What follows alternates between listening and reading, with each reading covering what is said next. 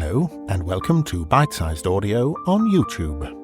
I'm Simon Stanhope, actor, audiobook narrator, and curator of this channel. On the channel you can hear my narrations, more than 100 to date and more to come, of classic short stories, mostly from the Victorian and Edwardian eras, including vintage ghost stories, detective stories, and other classic tales of mystery and suspense. To accompany the narrations, I've put a short profile of the authors in the video description, as well as some general background notes on the stories for those who'd like to know more. If you enjoy this content, please hit subscribe, like, share, leave a comment if you'd like to, and thank you for listening.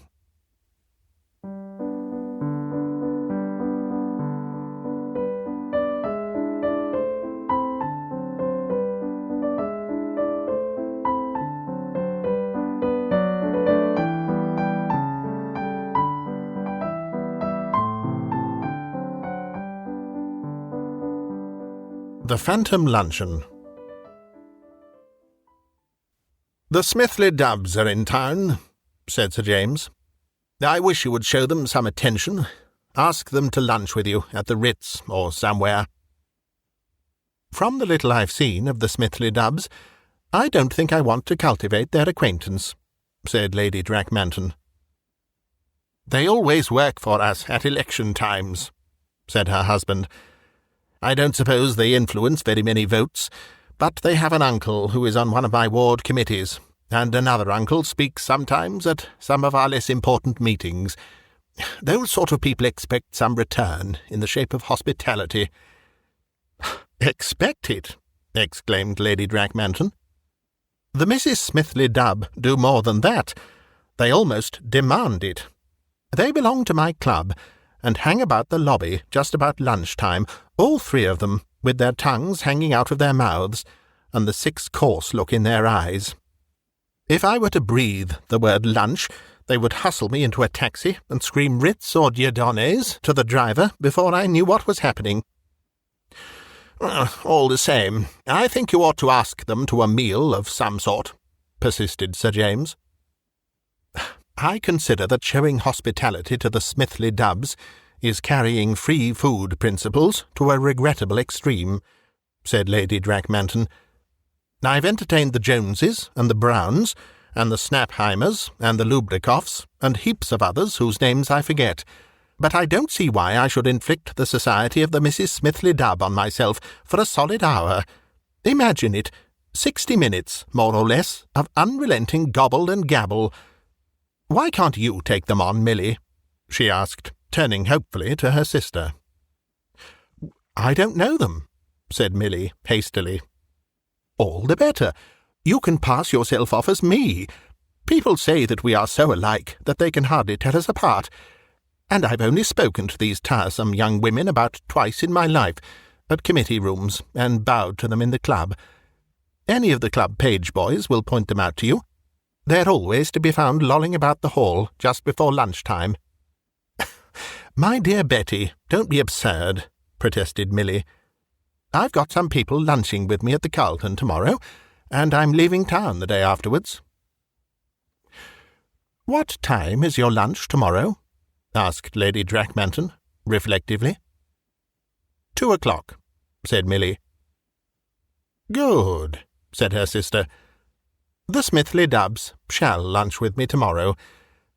It shall be rather an amusing lunch party. At least, I shall be amused." The last two remarks she made to herself. Other people did not always appreciate her ideas of humour.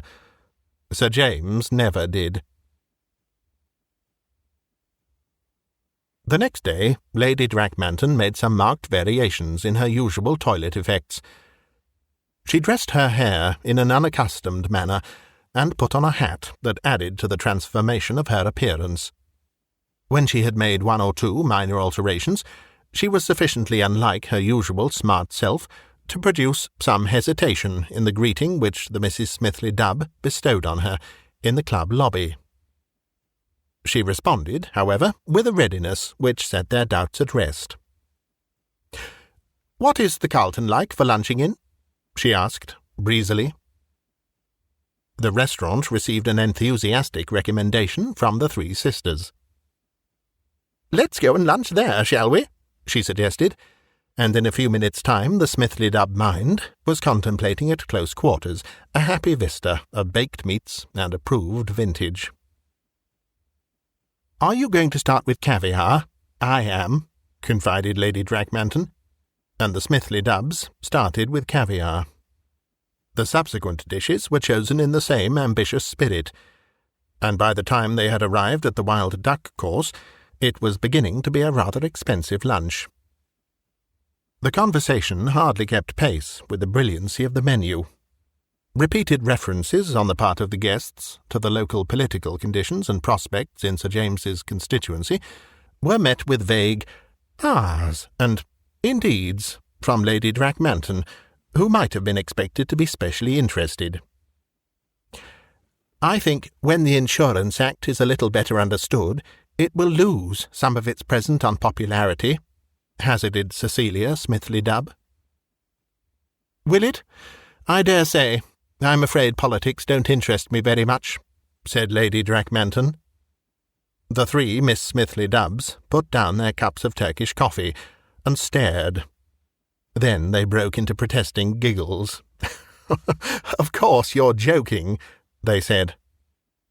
"Not me," was the disconcerting answer. "I can't make head or tail of those bothering old politics. Never could, and never want to. I've quite enough to do to manage my own affairs, and that's a fact."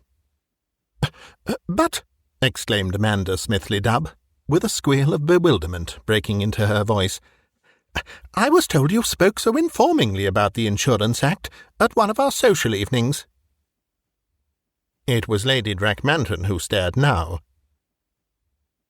"Do you know," she said, with a scared look around her, "rather a dreadful thing is happening. I'm suffering from a complete loss of memory. I can't even think who I am. I remember meeting you somewhere, and I remember you asking me to come and lunch with you here, and that I accepted your kind invitation. Beyond that, my mind is a positive blank." The scared look was transferred with intensified poignancy to the faces of her companions. "You asked us to lunch," they exclaimed hurriedly. That seemed a more immediately important point to clear up than the question of identity. "Oh, no," said the vanishing hostess. "That I do remember about. You insisted on my coming here because the feeding was so good, and I must say it comes up to all you said about it. A very nice lunch it's been. What I'm worrying about is who on earth am I? I haven't the faintest notion." "You are Lady Drakmanton," exclaimed the three sisters in chorus. "Now don't make fun of me," she replied crossly. "I happen to know her quite well by sight, and she isn't a bit like me. And it's an odd thing you should have mentioned her, for it so happens she's just come into the room. That lady in black, with the yellow plume in her hat, there, over by the door."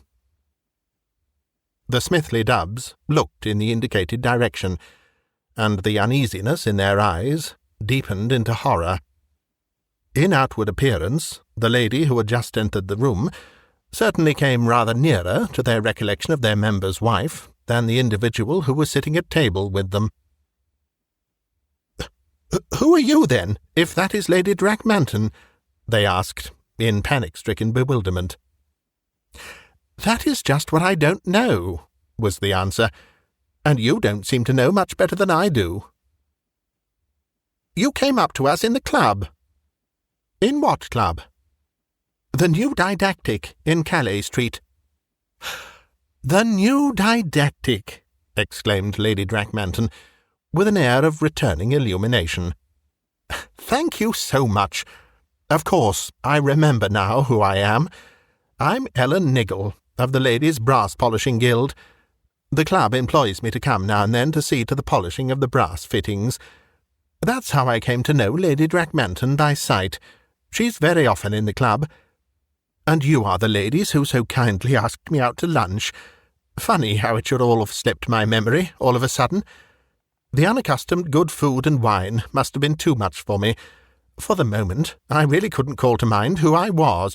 Good gracious!" She broke off suddenly. "It's 2:10. I should be at a polishing job in Whitehall. I must scuttle off like a giddy rabbit, thanking you ever so." She left the room with a scuttle sufficiently suggestive of the animal she had mentioned, but the giddiness was all on the side of her involuntary hostesses. The restaurant seemed to be spinning round them, and the bill, when it appeared, did nothing to restore their composure. They were as nearly in tears as it is permissible to be during the luncheon hour in a really good restaurant. Financially speaking, they were well able to afford the luxury of an elaborate lunch, but their ideas on the subject of entertaining differed very sharply, according to the circumstances of whether they were dispensing or receiving hospitality. To have fed themselves liberally at their own expense was perhaps an extravagance to be deplored, but at any rate they had had something for their money. To have drawn an unknown and socially unremunerative Ellen Niggle into the net of their hospitality was a catastrophe that they could not contemplate with any degree of calmness. The Smithley Dubbs never quite recovered from their unnerving experience. They have given up politics and taken to doing good.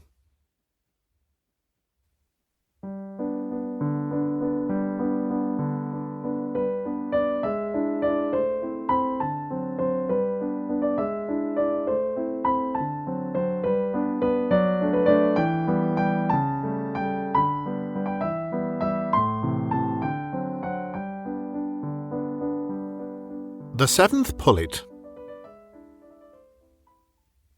"It's not the daily grind that I complain of," said Blenkinthrope, resentfully.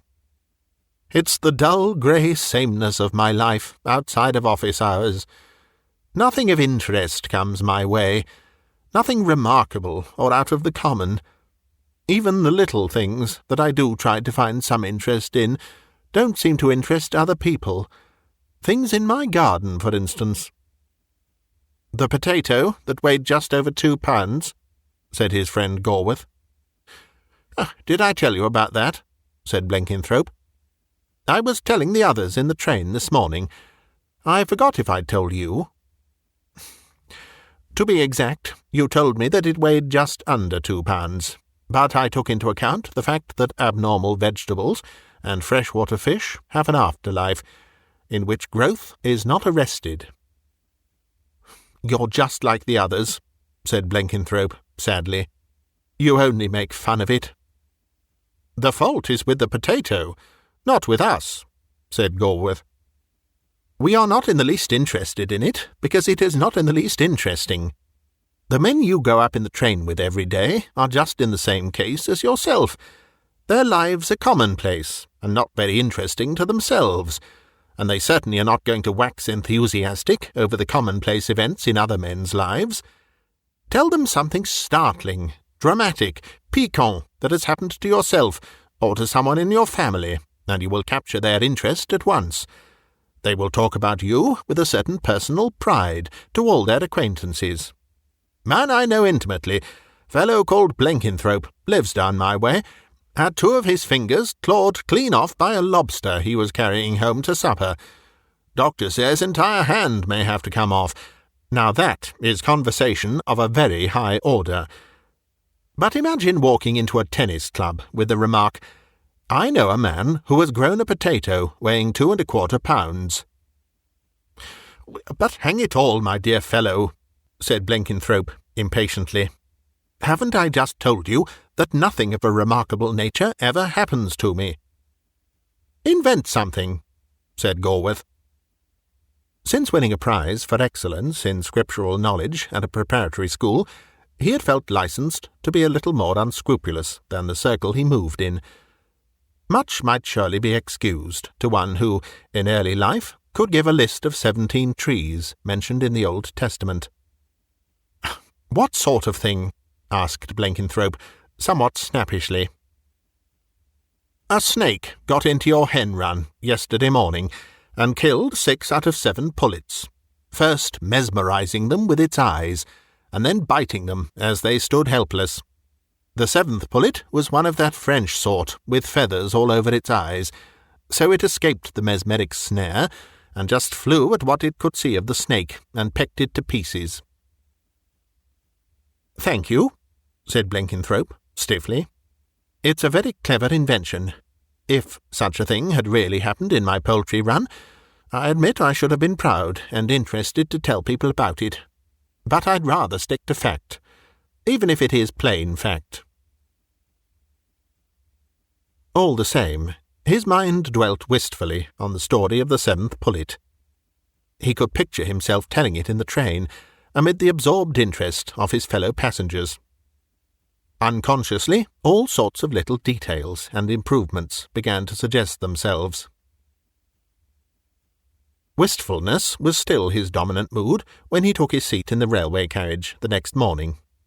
Opposite him sat Stevenham, who had attained to a recognised brevet of importance through the fact of an uncle having dropped dead in the act of voting at a parliamentary election. That had happened 3 years ago, but Stevenham was still deferred to on all questions of home and foreign politics. "Hello! How's the giant mushroom, or whatever it was?" was all the notice Blenkinthrope got from his fellow travellers. Young Duckby, whom he mildly disliked, speedily monopolised the general attention by an account of a domestic bereavement. "Had 4 young pigeons carried off last night by a whacking big rat. Oh, a monster he must have been. You could tell by the size of the hole he made breaking into the loft."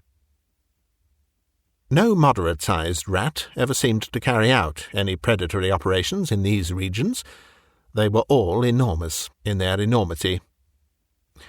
"Pretty hard lines, that," continued Duckby, seeing that he had secured the attention and respect of the company. "4 squeakers carried off at one swoop. You'd find it rather hard to match that in the way of unlooked-for bad luck." "I had 6 pullets out of a pen of 7 killed by a snake yesterday afternoon," said Blenkinthrope, in a voice which he hardly recognised as his own. "By a snake?" came in excited chorus. "It fascinated them with its deadly glittering eyes, one after the other, and struck them down while they stood helpless. A bedridden neighbour, who wasn't able to call for assistance, witnessed it all from her bedroom window." "Well, I never!" broke in the chorus, with variations. "The interesting part of it is about the 7th pullet, the one that didn't get killed," resumed Blenkinthrope, slowly lighting a cigarette. His diffidence had left him, and he was beginning to realise how safe and easy depravity can seem once one has had the courage to begin. "The 6 dead birds were minorcas. The 7th was a houdan with a mop of feathers all over its eyes. It could hardly see the snake at all, so of course it wasn't mesmerised like the others. It just could see something wriggling on the ground, and went for it and pecked it to death." "Well, I'm blessed!" exclaimed the chorus. In the course of the next few days, Blenkinthrope discovered how little the loss of one's self-respect affects one when one has gained the esteem of the world. His story found its way into one of the poultry papers, and was copied thence into a daily news sheet as a matter of general interest. A lady wrote from the north of Scotland, recounting a similar episode which she had witnessed as occurring between a stoat and a blind grouse. Somehow, a lie seems so much less reprehensible when one can call it a lee. For a while, the adapter of the 7th Pullet story enjoyed to the full his altered standing as a person of consequence, one who had had some share in the strange events of his times. Then he was thrust once again into the cold grey background by the sudden blossoming into importance of Smith Paddon, a daily fellow traveller, whose little girl had been knocked down and nearly hurt by a car belonging to a musical comedy actress. The actress was not in the car at the time, but she was in numerous photographs which appeared in the illustrated papers of Zoto Dobreen inquiring after the well-being of Maisie, daughter of Edmund Smith Paddon, Esquire. With this new human interest to absorb them, the travelling companions were almost rude when Blenkinthrope tried to explain his contrivance for keeping vipers and peregrine falcons out of his chicken run. Gorworth, to whom he unburdened himself in private, gave him the same counsel as heretofore. "Invent something." "Yes, but what?" The ready affirmative, coupled with the question, betrayed a significant shifting of the ethical standpoint. It was a few days later that Blenkinthrope revealed a chapter of family history to the customary gathering in the railway carriage. "Curious thing happened to my aunt, the one who lives in Paris," he began. He had several aunts, but they were all geographically distributed over Greater London. "She was sitting on a seat in the Bois the other afternoon, after lunching at the Romanian legation." Whatever the story gained in picturesqueness from the dragging in of diplomatic atmosphere, it ceased from that moment to command any acceptance as a record of current events. Gorworth had warned his neophyte that this would be the case, but the traditional enthusiasm of the neophyte had triumphed over discretion. She was feeling rather drowsy, the effect probably of the champagne, which she's not in the habit of taking in the middle of the day. A subdued murmur of admiration went round the company. Blenkinthrope's aunts were not used to taking champagne in the middle of the year, regarding it exclusively as a Christmas and New Year accessory. Presently a rather portly gentleman passed by her seat and paused an instant to light a cigar. At that moment a youngish man came up behind him, drew the blade from a sword-stick, and stabbed him 6 times, through and through. "Scoundrel!" he cried to his victim, "you do not know me. My name is Henri Leturc." The elder man wiped away some of the blood that was spattering his clothes, turned to his assailant and said, "And since when has an attempted assassination been considered an introduction?" Then he finished lighting his cigar and walked away. My aunt had intended screaming for the police, but seeing the indifference with which the principal in the affair treated the matter, she felt that it would be an impertinence on her part to interfere. Of course, I need hardly say, she put the whole thing down to the effects of a warm, drowsy afternoon and the legation champagne. Now comes the astonishing part of my story. A fortnight later, a bank manager was stabbed to death with a sword-stick in that very part of the Bois. His assassin was the son of a charwoman formerly working at the bank, who had been dismissed from her job by the manager on account of chronic intemperance. His name was Henri Leturc. From that moment, Blenkinthrope was tacitly accepted as the Munchausen of the party. No effort was spared to draw him out from day to day in the exercise of testing their powers of credulity, and Blenkinthrope, in the false security of an assured and receptive audience, waxed industrious and ingenious in supplying the demand for marvels. Duckby's satirical story of a tame otter that had a tank in the garden to swim in and whined restlessly whenever the water rate was overdue was scarcely an unfair parody of some of Blenkinthrope's wilder efforts. And then, one day, came Nemesis. Returning to his villa one evening, Blenkinthrope found his wife sitting in front of a pack of cards, which she was scrutinizing with unusual concentration. "The same old patience game?" he asked carelessly. "No, dear, this is the death's head patience, the most difficult of them all. I've never got it to work out, and somehow I should be rather frightened if I did. Mother only got it out once in her life. She was afraid of it too. Her great-aunt had done it once, and fallen dead from excitement the next moment, and Mother always had a feeling that she would die if she ever got it out. She died the same night that she did it. She was in bad health at the time, certainly, but it was a strange coincidence." "Don't do it if it frightens you," was Blenkinthrope's practical comment as he left the room. A few minutes later, his wife called to him. John, it gave me such a turn. I nearly got it out. Only the 5 of diamonds held me up at the end. I really thought I'd done it." "Why, you can do it," said Blenkinthrope, who had come back to the room. "If you shift the 8 of clubs onto that open 9, the 5 can be moved onto the 6. His wife made the suggested move with hasty, trembling fingers, and piled the outstanding cards onto their respective packs. Then she followed the example of her mother and great-grandaunt. Blenkinthrope had been genuinely fond of his wife, but in the midst of his bereavement one dominant thought obtruded itself. Something sensational and real had at last come into his life. No longer was it a grey, colourless record. The headlines which might appropriately describe his domestic tragedy kept shaping themselves in his brain. Inherited presentiment comes true. The Death's Head Patience, card game that justified its sinister name in 3 generations. He wrote out a full story of the fatal occurrence for the Essex Vedette, the editor of which was a friend of his, and to another friend he gave a condensed account to be taken up to the office of one of the halfpenny dailies. But in both cases his reputation as a romancer stood fatally in the way of the fulfilment of his ambitions. "Not the right thing to be Munchausening in a time of sorrow," agreed his friends among themselves.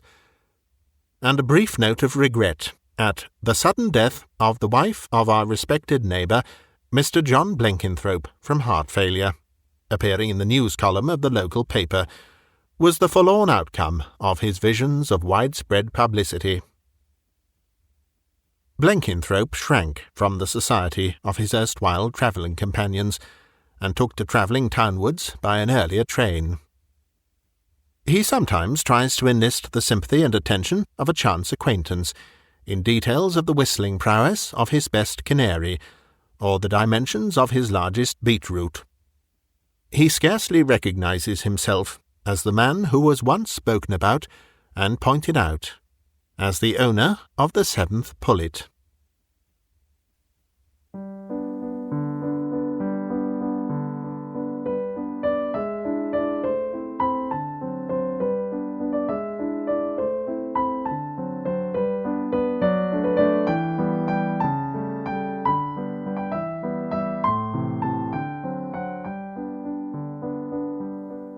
The Recessional.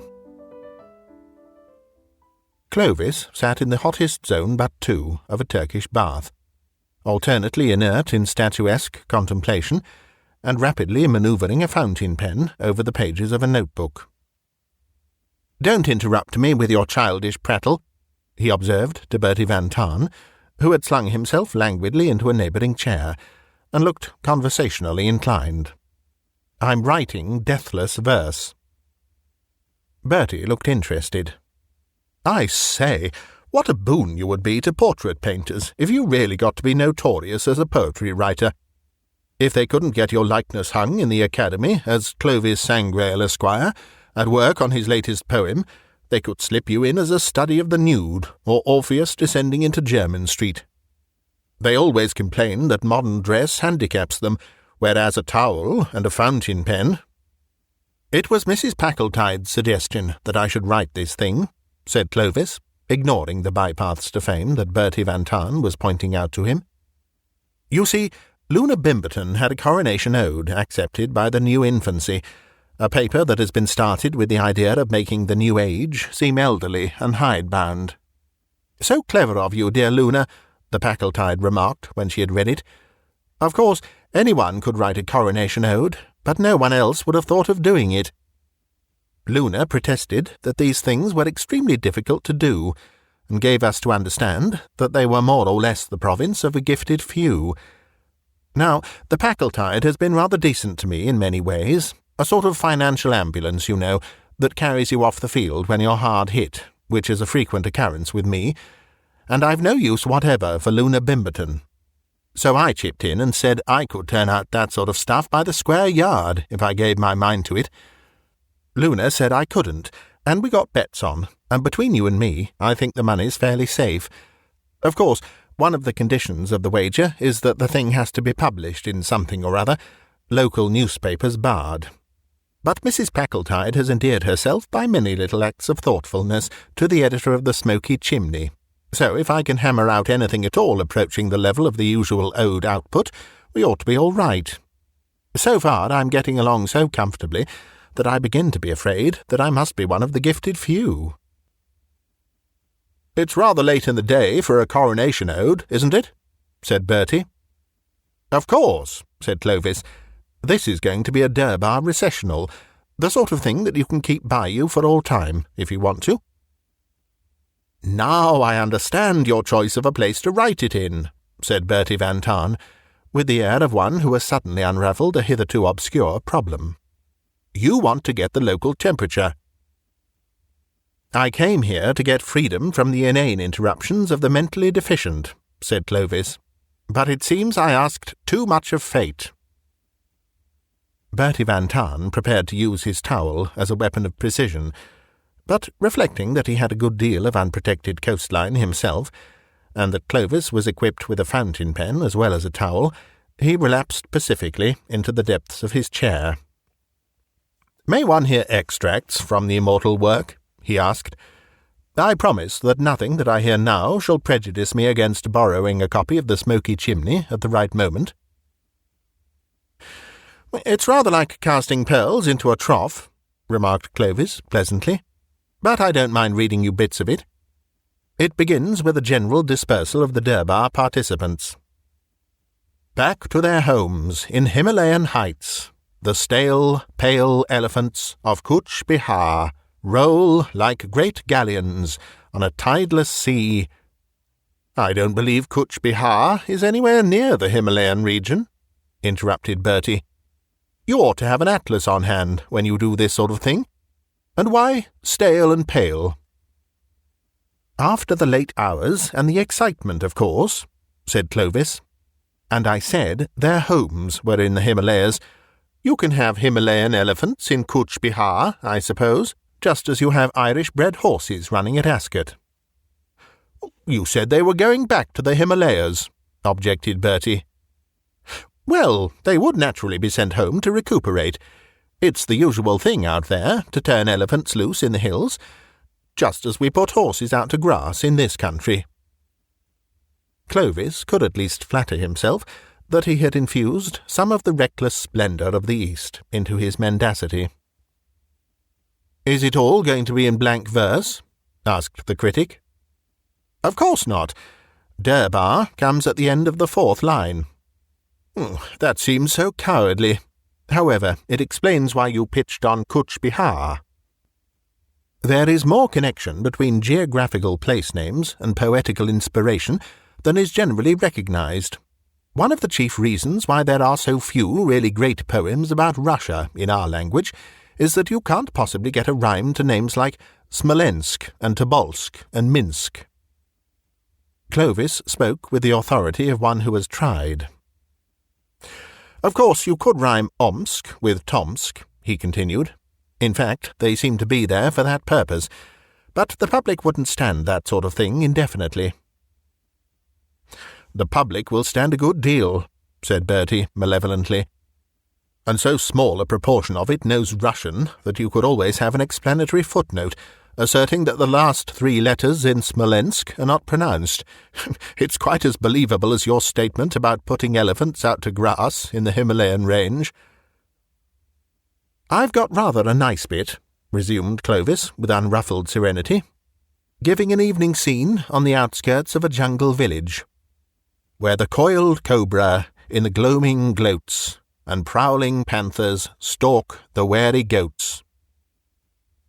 "There is practically no gloaming in tropical countries," said Bertie indulgently.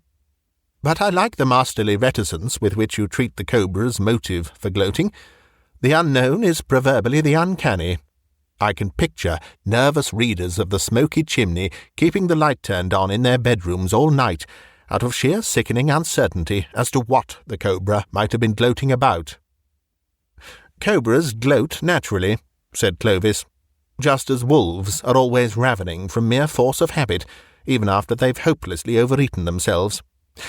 I've got a fine bit of colour painting later on," he added, "where I describe the dawn coming up over the Brahmaputra River. The amber dawn drenched east, with sun shafts kissed, stained sanguine apricot and amethyst, o'er the washed emerald of the mango groves, hangs in a mist of opalescent mauves, while painted parrot flights impinge the haze with scarlet, chalcedon, and chrysoprase." "I've never seen the dawn come up over the Brahmaputra River," said Bertie, "so I can't say if it's a good description of the event, but it sounds more like an account of an extensive jewel robbery.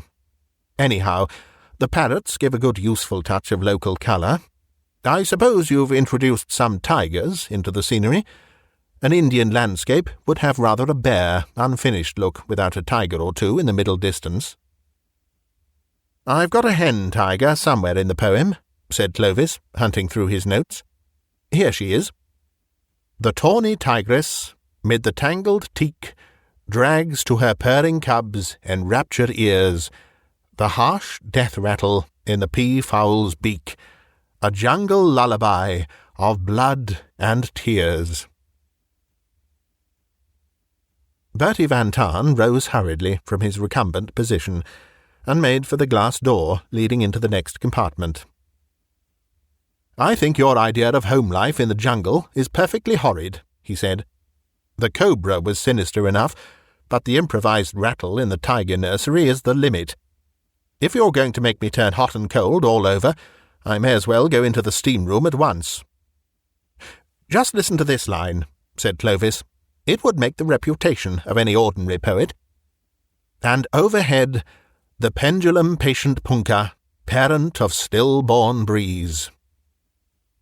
Most of your readers will think punkah is a kind of iced drink, or half-time at polo, said Bertie, and disappeared into the steam. The Smoky Chimney duly published the Recessional, but it proved to be its swan song, for the paper never attained to another issue. Luna Bimberton gave up her intention of attending the Durbar, and went into a nursing home on the Sussex Downs. Nervous breakdown, after a particularly strenuous season, was the usually accepted explanation, but there are 3 or 4 people who know that she never really recovered from the dawn breaking over the Brahmaputra River.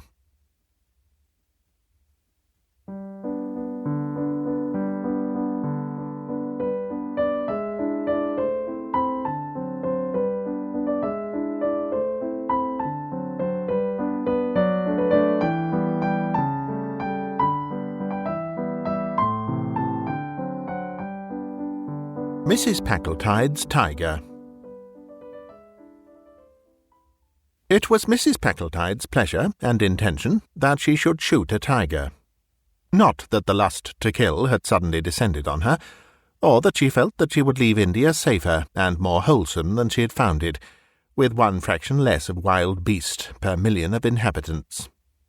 The compelling motive for her sudden deviation towards the footsteps of Nimrod was the fact that Luna Bimberton had recently been carried 11 miles in an aeroplane by an Algerian aviator, and talked of nothing else.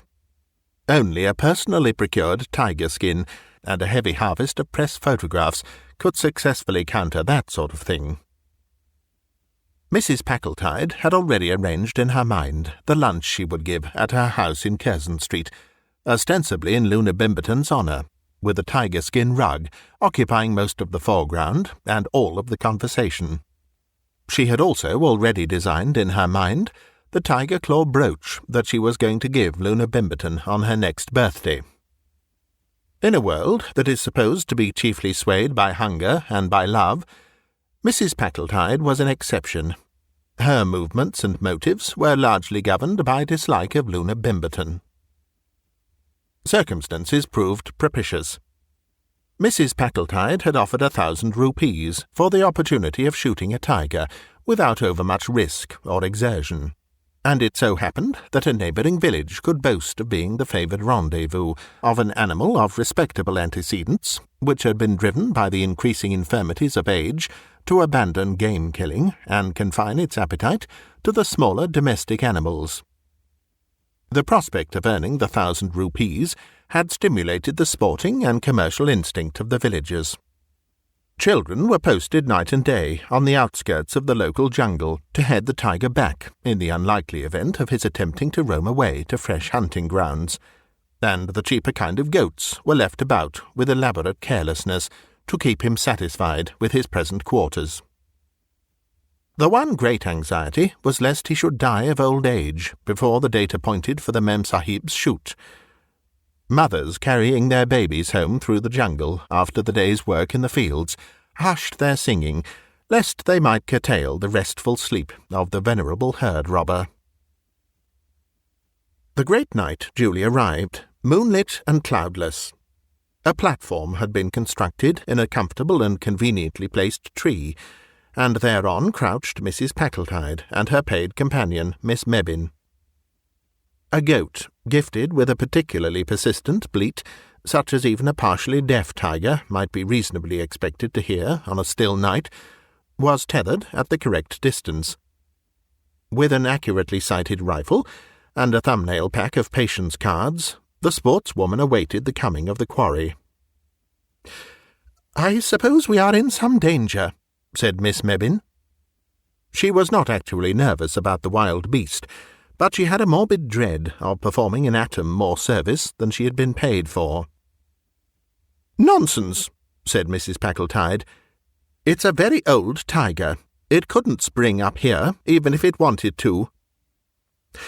"If it's an old tiger, I think you ought to get it cheaper. 1,000 rupees is a lot of money." Louisa Mebbin adopted a protective elder sister attitude towards money in general, irrespective of nationality or denomination. Her energetic intervention had saved many a rouble from dissipating itself in tips in some Moscow hotel, and francs and centimes clung to her instinctively, under circumstances which would have driven them headlong from less sympathetic hands. Her speculations as to the market depreciation of tiger remnants were cut short by the appearance on the scene of the animal itself. As soon as it caught sight of the tethered goat, it lay flat on the earth, seemingly less from a desire to take advantage of all available cover than for the purpose of snatching a short rest before commencing the grand attack. "I believe it's ill," said Louisa Mebbin, loudly in Hindustani, for the benefit of the village headman, who was in ambush in a neighbouring tree. "Hush!" said Mrs. Packletide, and at that moment the tiger commenced ambling towards his victim. "Now, now," urged Miss Mebbin, with some excitement. "If he doesn't touch the goat, we needn't pay for it." The bait was an extra.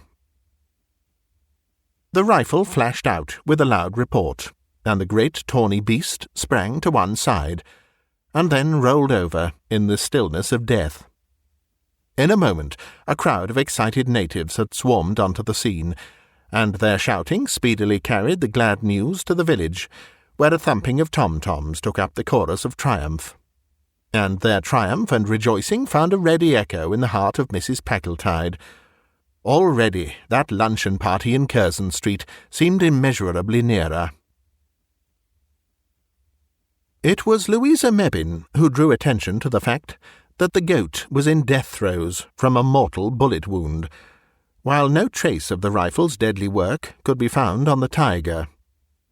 Evidently the wrong animal had been hit, and the beast of prey had succumbed to heart failure, caused by the sudden report of the rifle, accelerated by senile decay. Mrs. Packletide was pardonably annoyed at the discovery, but at any rate she was the possessor of a dead tiger, and the villagers, anxious for their 1,000 rupees, gladly connived at the fiction that she had shot the beast. And Miss Mebbin was a paid companion. Therefore did Mrs. Packletide face the cameras with a light heart, and her pictured fame reached from the pages of the Texas Weekly Snapshot to the illustrated Monday supplement of the Novo Vremya. As for Luna Bimberton, she refused to look at an illustrated paper for weeks, and her letter of thanks for the gift of a tiger claw brooch was a model of repressed emotions. The luncheon party she declined. There are limits beyond which repressed emotions become dangerous. From Curzon Street, the tiger-skin rug travelled down to the manor house, and was duly inspected and admired by the county, and it seemed a fitting and appropriate thing when Mrs. Packletide went to the county costume ball in the character of Diana. She refused to fall in, however, with Clovis's tempting suggestion of a primeval dance party, at which everyone should wear the skins of beasts they had recently slain. "I should be in rather a baby bunting condition," confessed Clovis, "with a miserable rabbit skin or two to wrap up in. But then," he added, with a rather malicious glance at Diana's proportions, "my figure is quite as good as that Russian dancing boy's." "How amused everyone would be if they knew what really happened," said Louisa Mebbin a few days after the ball. "What do you mean?" asked Mrs. Packletide quickly. "How you shot the goat and frightened the tiger to death," said Miss Mebbin, with her disagreeably pleasant laugh. "No one would believe it," said Mrs. Packletide, her face changing colour as rapidly as though it were going through a book of patterns before post-time. "Luna Bimberton would," said Miss Mebbin. Mrs. Packletide's face settled on an unbecoming shade of greenish-white. "You surely wouldn't give me away?" she asked. "I've seen a weekend cottage near Dorking that I should rather like to buy," said Miss Mebbin, with seeming irrelevance. "680, freehold. Quite a bargain, only I don't happen to have the money." Louisa Mebbin's pretty weekend cottage, christened by her Les Fauves, and gay in summer-time with its garden borders of tiger lilies, is the wonder and admiration of her friends. "It is a marvel how Louisa manages to do it," is the general verdict. Mrs. Packletide indulges in no more big game shooting. "The incidental expenses are so heavy," she confides to inquiring friends.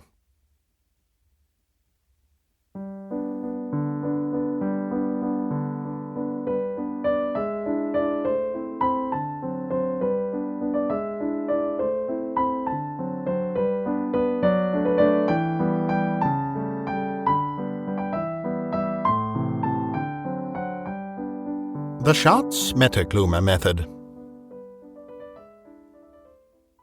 Lady Carlotta stepped out onto the platform of the small wayside station and took a turn or two up and down its uninteresting length, to kill time till the train should be pleased to proceed on its way. Then, in the roadway beyond, she saw a horse struggling with a more than ample load, and a carter of the sort that seems to bear a sullen hatred against the animal that helps him to earn a living. Lady Carlotta promptly betook her to the roadway, and put rather a different complexion on the struggle. Certain of her acquaintances were wont to give her plentiful admonition as to the undesirability of interfering on behalf of a distressed animal, such interference being none of her business. Only once had she put the doctrine of non-interference into practice, when one of its most eloquent exponents had been besieged for nearly 3 hours in a small and extremely uncomfortable may-tree by an angry boar pig, while Lady Carlotta, on the other side of the fence, had proceeded with the watercolour sketch she was engaged on, and refused to interfere between the boar and his prisoner.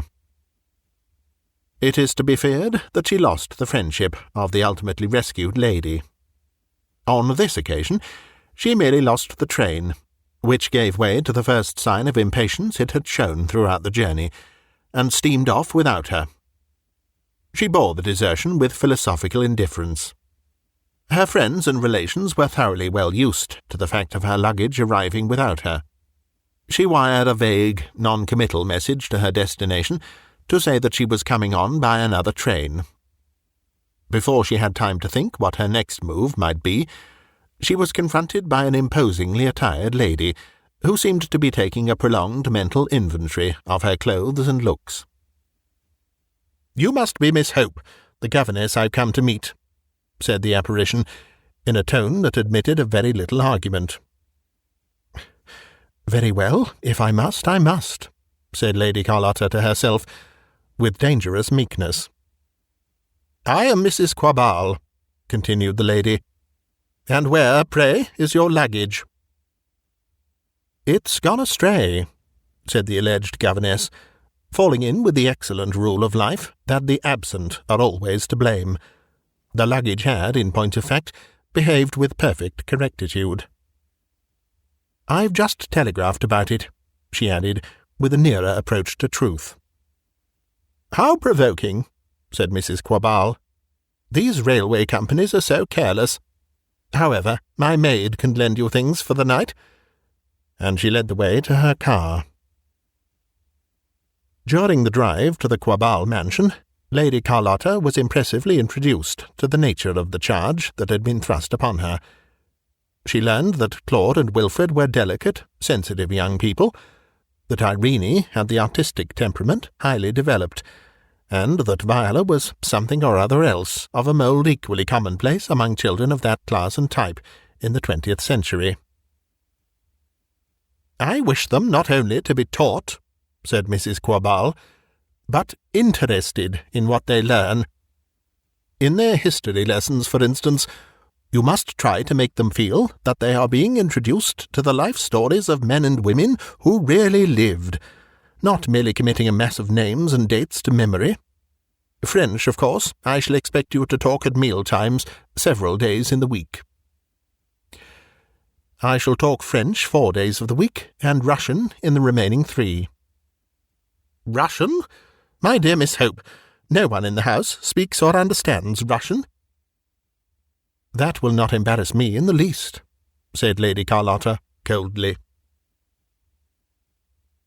Mrs. Quabarl, to use a colloquial expression, was knocked off her perch.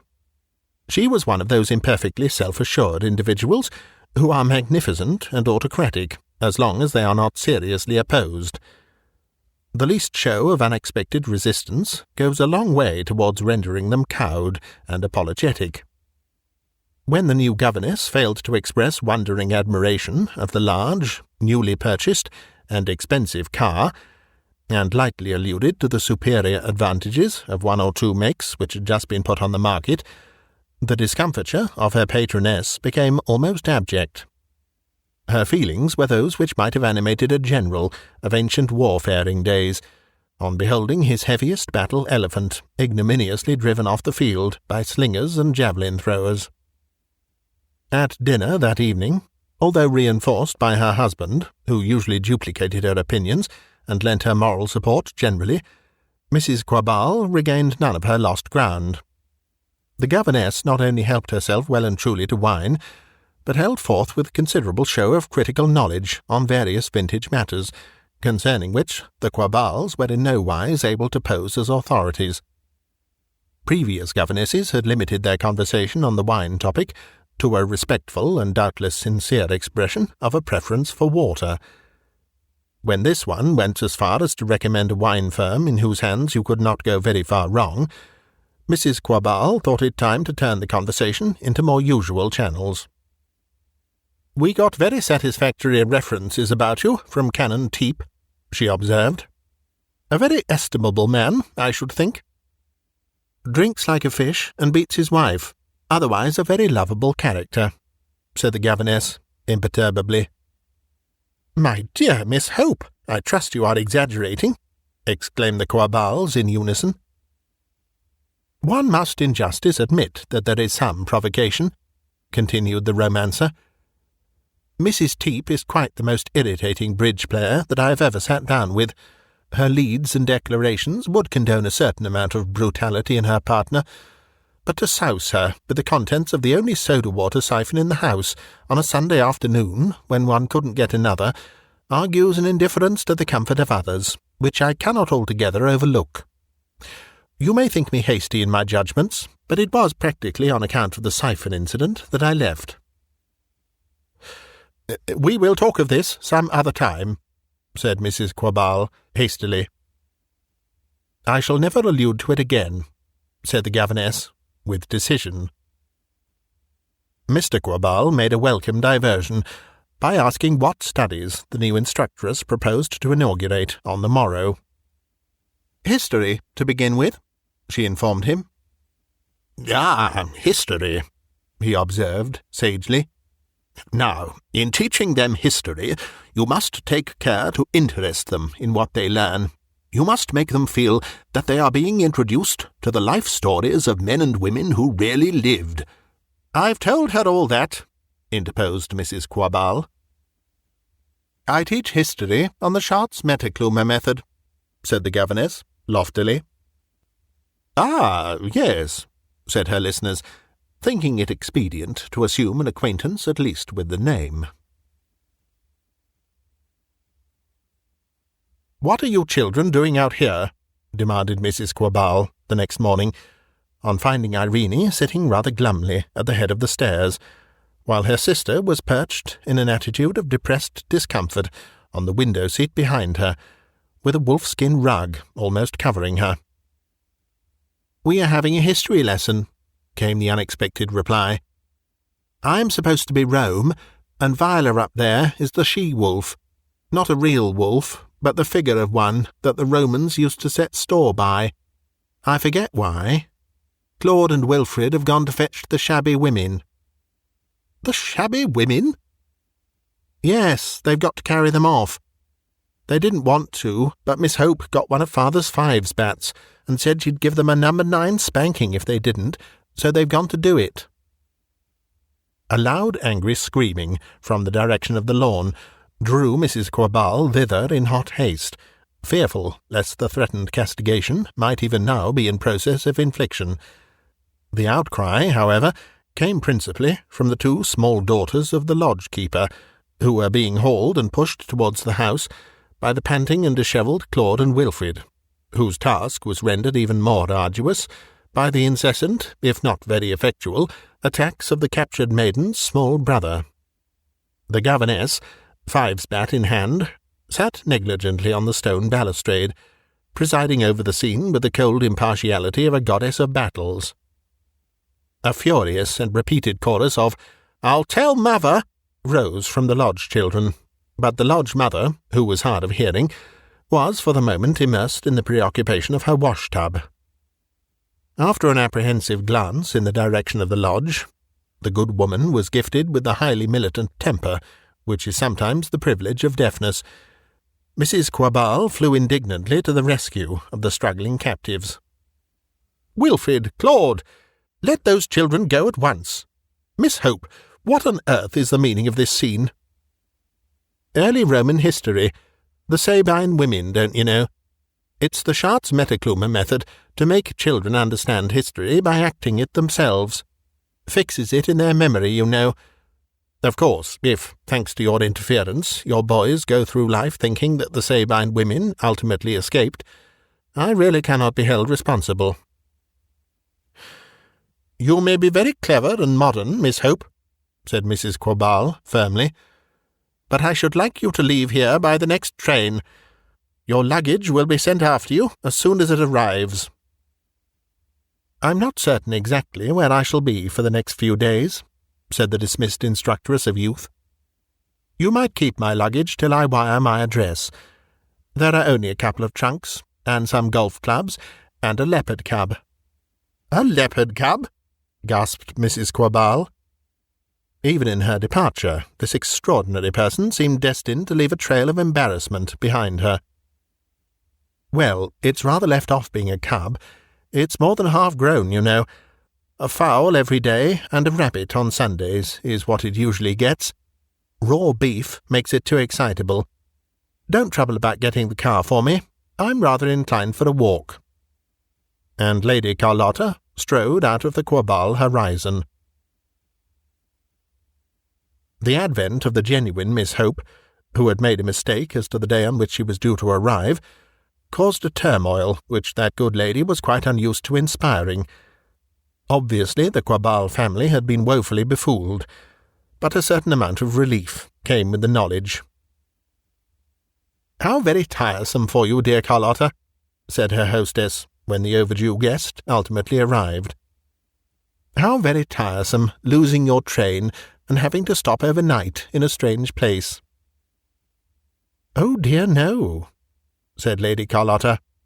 "Not at all tiresome, for me."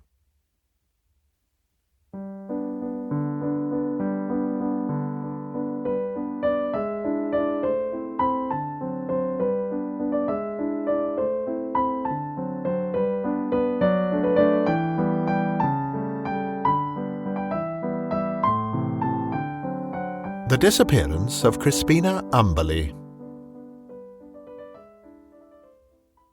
In a first-class carriage of a train speeding Balkanward across the flat, green Hungarian plain, two Britons sat in friendly, fitful converse. They had first foregathered in the cold grey dawn at the frontier line, where the presiding eagle takes on an extra head, and Teuton lands pass from Hohenzollern to Habsburg keeping, and where a probing official beak requires to delve in polite and perhaps perfunctory, but always tiresome manner, into the baggage of sleep-hungry passengers. After a day's break of their journey at Vienna, the travellers had again foregathered at the train-side, and paid one another the compliment of settling instinctively into the same carriage. The elder of the two had the appearance and manner of a diplomat. In point of fact, he was the well-connected foster-brother of a wine business. The other was certainly a journalist. Neither man was talkative, and each was grateful to the other for not being talkative. That is why, from time to time, they talked. One topic of conversation naturally thrust itself forward in front of all others. In Vienna the previous day, they had learned of the mysterious vanishing of a world-famous picture from the walls of the Louvre. "A dramatic disappearance of that sort is sure to produce a crop of imitations," said the journalist. "It has had a lot of anticipations, for the matter of that," said the wine-brother. "Oh, of course, there have been thefts from the Louvre before." "I was thinking of the spiriting away of human beings rather than pictures. In particular, I was thinking of the case of my aunt, Crispina Umberleigh." "I remember hearing something of the affair," said the journalist, "but I was away from England at the time. I never quite knew what was supposed to have happened."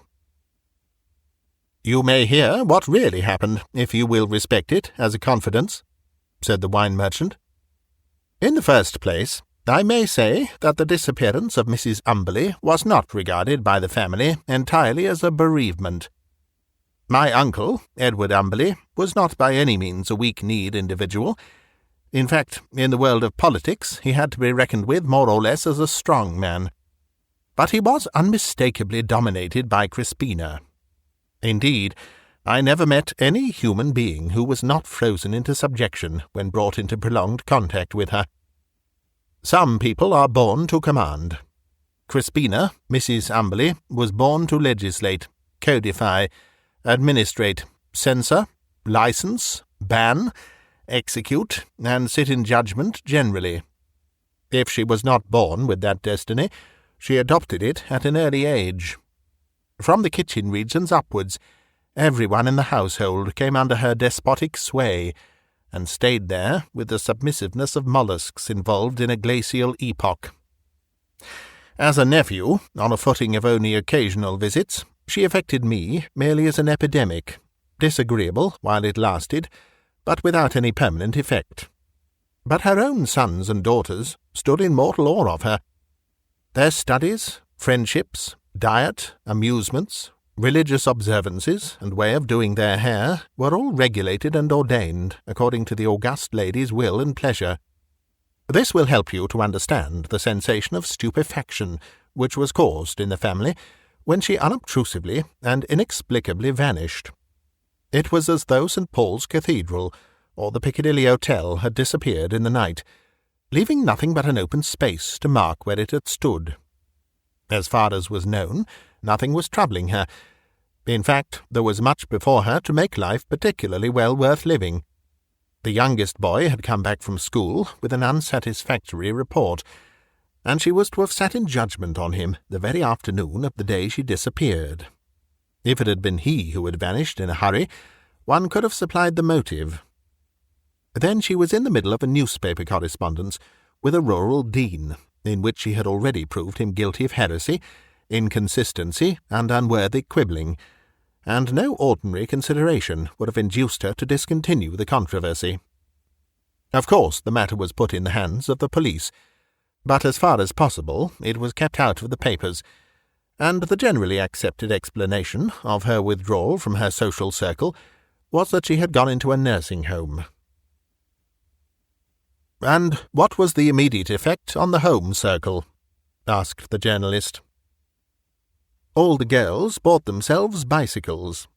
The feminine cycling craze was still in existence, and Crispina had rigidly vetoed any participation in it among the members of her household. The youngest boy let himself go to such an extent during his next term that it had to be his last, as far as that particular establishment was concerned.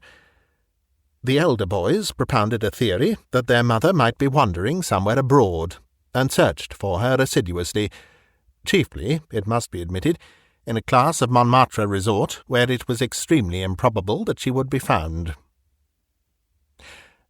"And all this while, couldn't your uncle get hold of the least clue?" "As a matter of fact, he had received some information, though of course I did not know of it at the time. He got a message one day telling him that his wife had been kidnapped and smuggled out of the country. She was said to be hidden away in one of the islands off the coast of Norway, I think it was, in comfortable surroundings and well cared for. And with the information came a demand for money. A lump sum of £2,000 was to be paid yearly. Failing this, she would be immediately restored to her family." The journalist was silent for a moment, and then began to laugh quietly. "It was certainly an inverted form of holding to ransom," he said. "If you had known my aunt," said the wine merchant, "you would have wondered that they didn't put the figure higher." "I realize the temptation. Did your uncle succumb to it?" "Well, you see, he had to think of others as well as himself.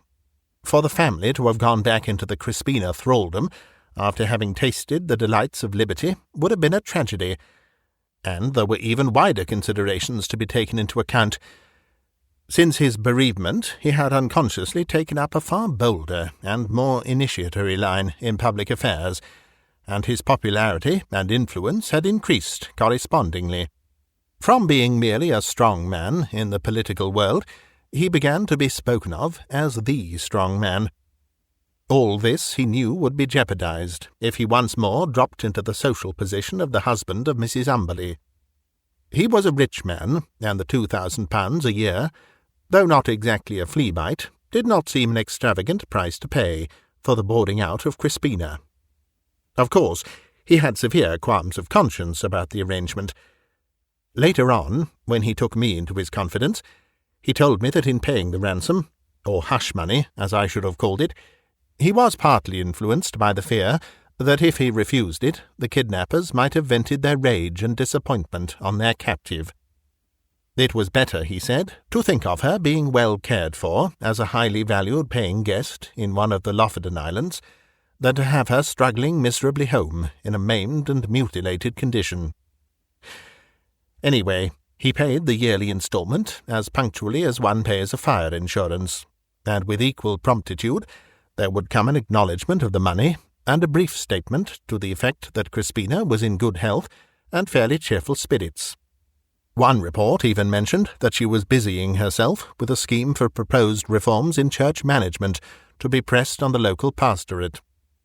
Another spoke of a rheumatic attack and a journey to a cure on the mainland, and on that occasion an additional £80 was demanded and conceded. Of course, it was to the interest of the kidnappers to keep their charge in good health, but the secrecy with which they managed to shroud their arrangements argued a really wonderful organisation. If my uncle was paying a rather high price, at least he could console himself with the reflection that he was paying specialists' fees.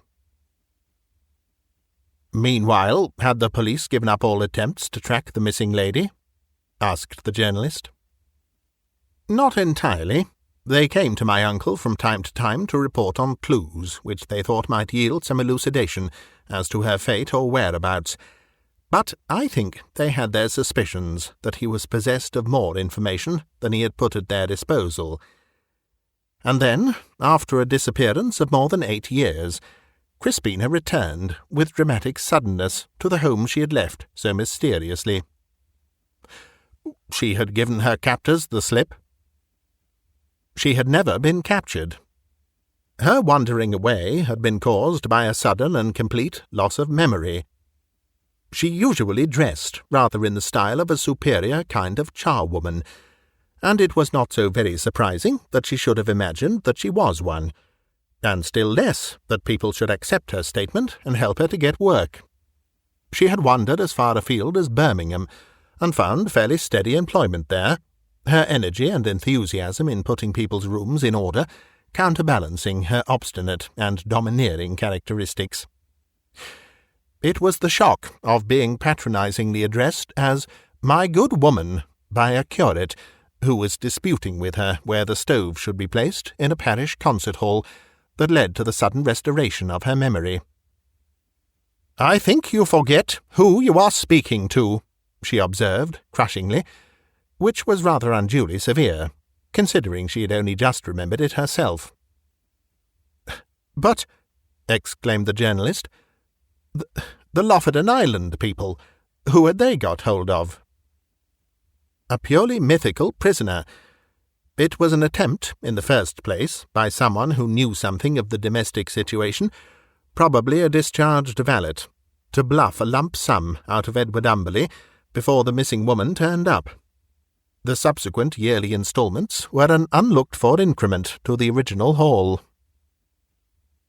Crispina found that the 8 years' interregnum had materially weakened her ascendancy over her now grown-up offspring.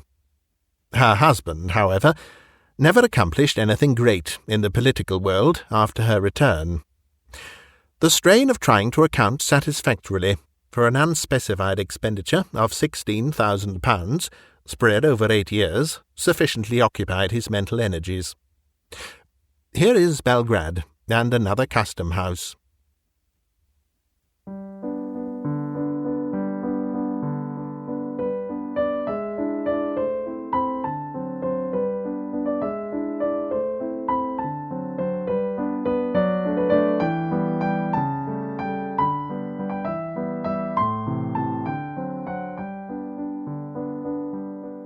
The Easter egg.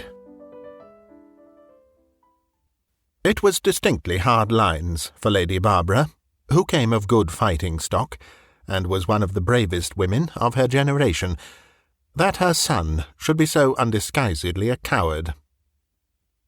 Whatever good qualities Lester Slagby may have possessed, and he was in some respects charming, courage could certainly never be imputed to him. As a child he had suffered from childish timidity, as a boy from unboyish funk, and as a youth he had exchanged unreasoning fears for others which were more formidable from the fact of having a carefully thought-out basis. He was frankly afraid of animals, nervous with firearms, and never crossed the Channel without mentally comparing the numerical proportion of lifebelts to passengers. On horseback he seemed to require as many hands as a Hindu god, at least 4 for clutching the reins, and 2 more for patting the horse soothingly on the neck. Lady Barbara no longer pretended not to see her son's prevailing weakness. With her usual courage, she faced the knowledge of it squarely, and, mother-like, loved him none the less. Continental travel, anywhere away from the great tourist tracks, was a favourite hobby with Lady Barbara, and Lester joined her as often as possible. Eastertide usually found her at Nobble time, an upland township in one of those small princedoms that make inconspicuous freckles on the map of Central Europe. A long-standing acquaintanceship with the reigning family made her a personage of due importance in the eyes of her old friend, the burgomaster, and she was anxiously consulted by that worthy on the momentous occasion when the prince made known his intention of coming in person to open a sanatorium outside the town. All the usual items in a programme of welcome, some of them fatuous and commonplace, others quaint and charming, had been arranged for. But the burgomaster hoped that the resourceful English lady might have something new and tasteful to suggest in the way of loyal greeting. The prince was known to the outside world, if at all, as an old-fashioned reactionary, combating modern progress, as it were, with a wooden sword. To his own people he was known as a kindly old gentleman, with a certain endearing stateliness which had nothing of standoffishness about it. Nobletime was anxious to do its best. Lady Barbara discussed the matter with Leicester and one or two acquaintances in her little hotel, but ideas were difficult to come by. "Might I suggest something to the gnädige Frau?" asked a sallow, high-cheek-boned lady to whom the Englishwoman had spoken once or twice, and whom she had set down in her mind as probably a southern Slav. "Might I suggest something for the reception fest?" she went on, with a certain shy eagerness. "Our little child here, our baby, we will dress him in a little white coat, with small wings, as an Easter angel, and he will carry a large white Easter egg, and inside shall be a basket of plover eggs, of which the prince is so fond, and he shall give it to his highness as Easter offering. It is so pretty an idea. We have seen it done once in Styria." Lady Barbara looked dubiously at the proposed Easter angel, a fair, wooden-faced child of about 4 years old. She had noticed it the day before in the hotel, and wondered rather how such a tow-headed child could belong to such a dark-visaged couple as the woman and her husband. Probably, she thought, an adopted baby, especially as the couple were not young. "Of course, gnädige Frau will escort the little child up to the prince," pursued the woman, "but he will be quite good, and do as he is told." "We have some plover's eggs, shall come fresh from Wien," said the husband. The small child and Lady Barbara seemed equally unenthusiastic about the pretty idea. Leicester was openly discouraging, but when the burgomaster heard of it, he was enchanted. The combination of sentiment and plover's eggs appealed strongly to his Teutonic mind. On the eventful day, the Easter angel, really quite prettily and quaintly dressed, was a centre of kindly interest to the gala crowd marshalled to receive his highness. The mother was unobtrusive and less fussy than most parents would have been under the circumstances, merely stipulating that she should place the Easter egg herself in the arms that had been carefully schooled how to hold the precious burden. Then Lady Barbara moved forward, the child marching stolidly and with grim determination at her side. It had been promised cakes and sweeties galore, if it gave the egg well and truly to the kind old gentleman who was waiting to receive it. Leicester had tried to convey to it privately that horrible smackings would attend any failure in its share of the proceedings, but it is doubtful if his German caused more than an immediate distress. Lady Barbara had thoughtfully provided herself with an emergency supply of chocolate sweetmeats. Children may sometimes be time-servers, but they do not encourage long accounts.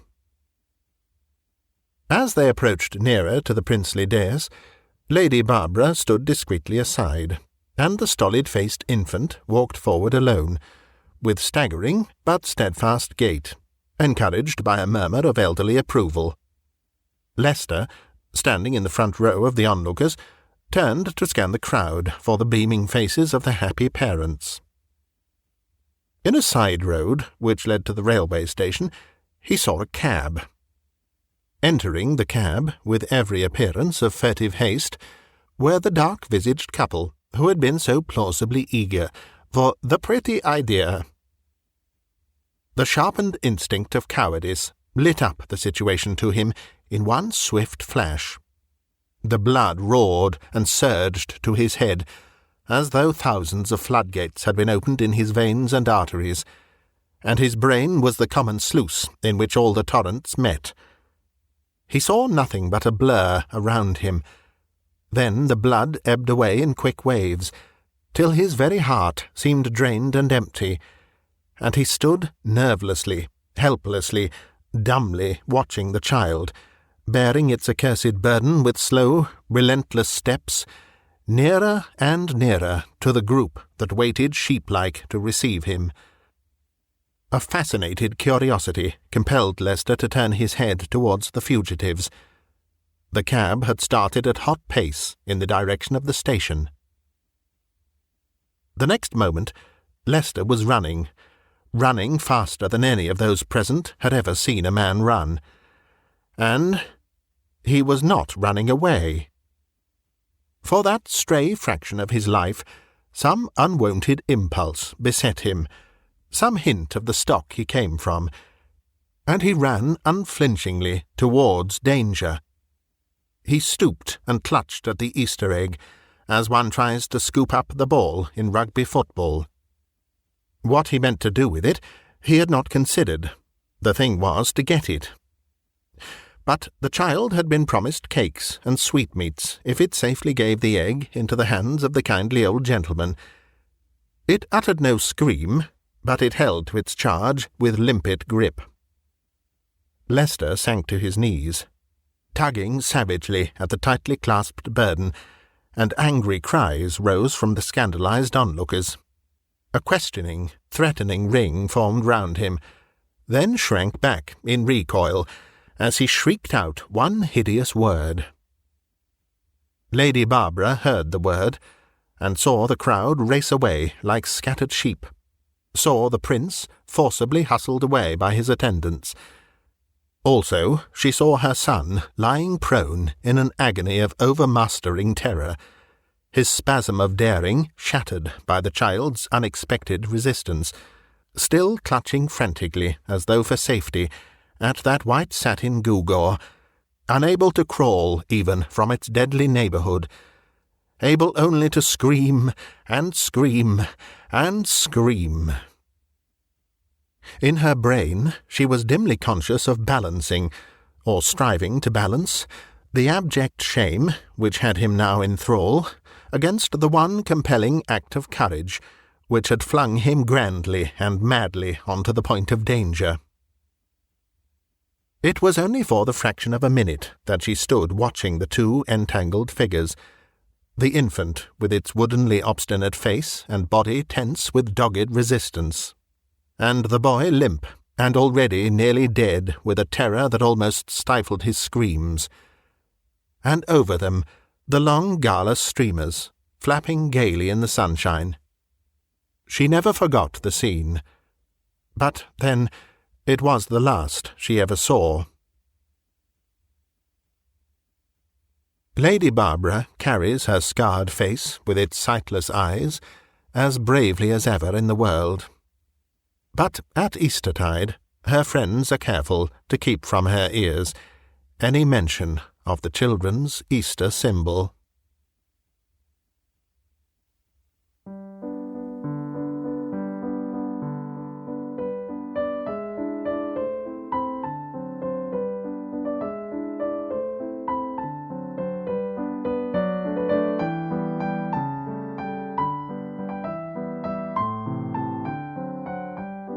You've been listening to a bite-sized audiobook, read by me, Simon Stanhope.